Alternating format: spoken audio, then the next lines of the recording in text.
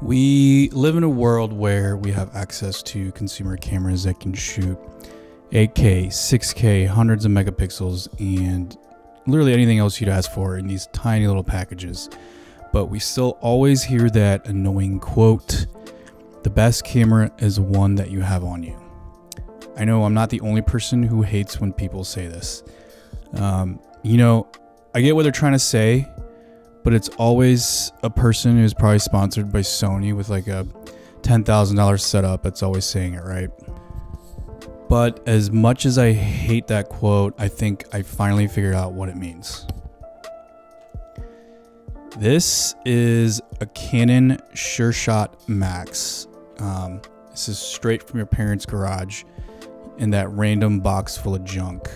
It was released in 1991, a year after I was born, and the wrist strap I have on it is worth as much as the camera itself. You can find them for like $45 online because they never did catch the hype of point and shoots like the Contexes and the Olympuses did. It's a great little camera with a pretty fast lens that I've been taking with me everywhere lately, and it actually ended up saving me on a shoot. So let me tell you about it. Last year, I was part of a team that was capturing interviews and photos for a client out in Oregon. And towards the end of the week, we realized we needed some additional B-roll and stills after finishing up to round out some of those interviews, those initial interviews and photo shoots that we had already shot. One of the ranchers we interviewed was super cool, and he lived on this massive, big, beautiful ranch. And I'm talking about horses, this incredible vista right up against this beautiful mountains as the backdrop. It was straight up out of a movie scene. So I knew I had to ask him if we could come back out for sunset later in that week. And in exchange for his time, I offered to take some family portraits. He immediately lit up and he was like, this is perfect since his family just happened to be in town that week. Grandma, grandpa, some of the kids were in town visiting from school. It was perfect, right? We get to capture some additional stuff, and this family gets to have some awesome portraits. Everybody wins. So the next day, we're about to pack up and get ready to leave, and I get this text from one of our shooters.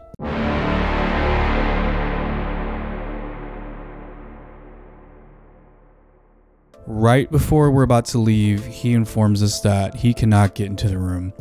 His keys would not work, and this is the room where all of our equipment was. Cameras, drones, laptops, everything.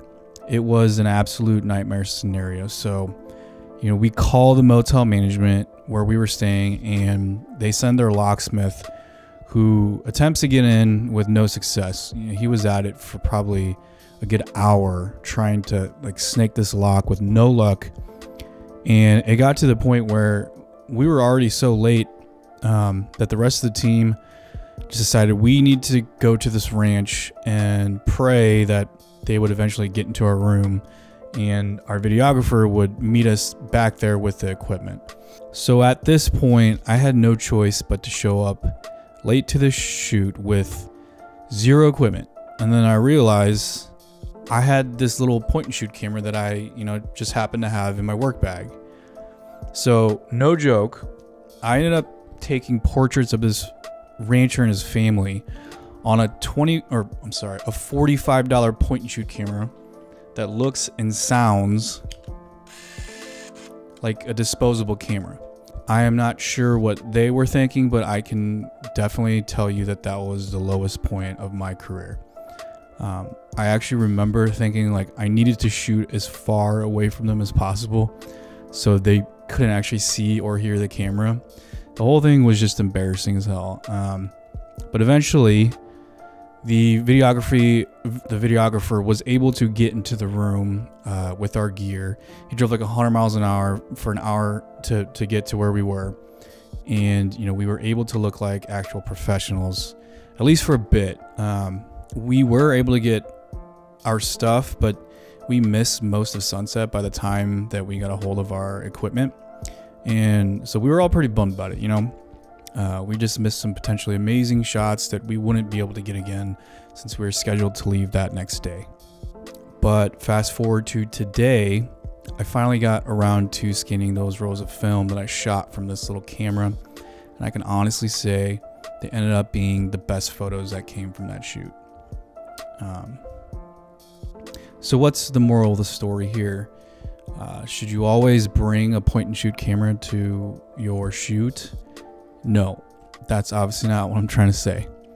This was a pretty low stakes situation, and it wasn't going to be the end of the world if we never did end up getting into that room. But, in the moment and at that time, it did feel very significant. And I guess what I'm trying to get at is that no matter how much that quote makes me cringe, at the end of the day, that camera, the camera that actually did end up saving the shoot, was the one that I had on me. And I want to make it clear that I'm not telling you that your cinema camera or your $5,000 Canon R5 is not important. What I'm trying to say is not about the camera. That would make me a hypocrite like everyone else on YouTube. This has taken me a long time to figure out this whole video and photo thing and learning what works best for me. And I'm still learning every day. But I think that the most valuable takeaway I got from that whole situation was that the only reason why I had this little camera that ultimately saved my shoot was that it was something that inspired me enough to have it on me all the time. It was with me all the time because I was excited about it, and at the time I was just completely obsessed with it. And it doesn't matter if it's this camera or an A1, an X100V, or even just your phone. My whole point is that you just got to find that thing, that camera. And it doesn't even need to be a camera. It can be an idea, just something that gets your creative juices flowing, that thing that you obsess over. And I think as long as you figure that out, the universe just has a funny way of working the rest out.